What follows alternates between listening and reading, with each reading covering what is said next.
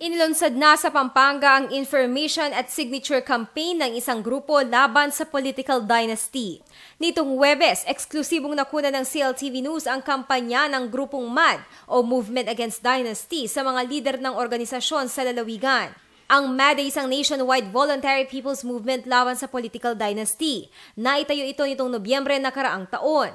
Ayon kay Quintin Paredes San Diego, lead convener ng MAD, napapanahon na para kumilos sa mga mamamayan para magpasa ng isang batas laban sa dinastiya.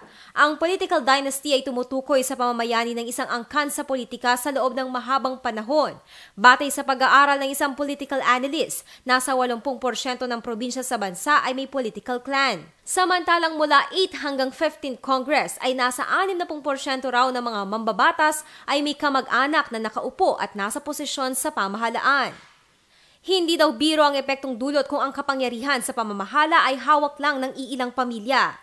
Ang political dynasty ay matuturing mong diktatorial.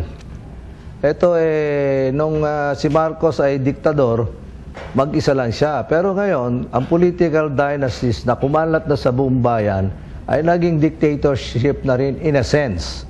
Sapagkat yung diktator, yung mga nanay, tatay, kapatid, lolo, lola, ay siya na kumokontrol ng isang buong bayan. Kontrolado nila ekonomiya, kontrolado nila ang batas, kontrolado nila ang ekonomiya.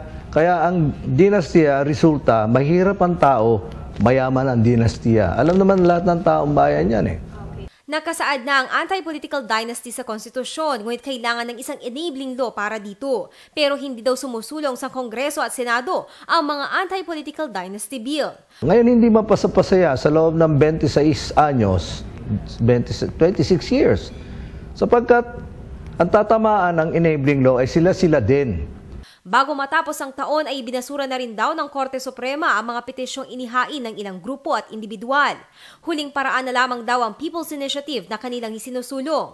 Sa ngayon, layon ng grupo na makalikom na mahigit sa 5 milyong lagda o 10% ng voting population sa Pilipinas at 3% ng mga botante bawat distrito sa bansa upang maisabatas ang anti-dynasty law.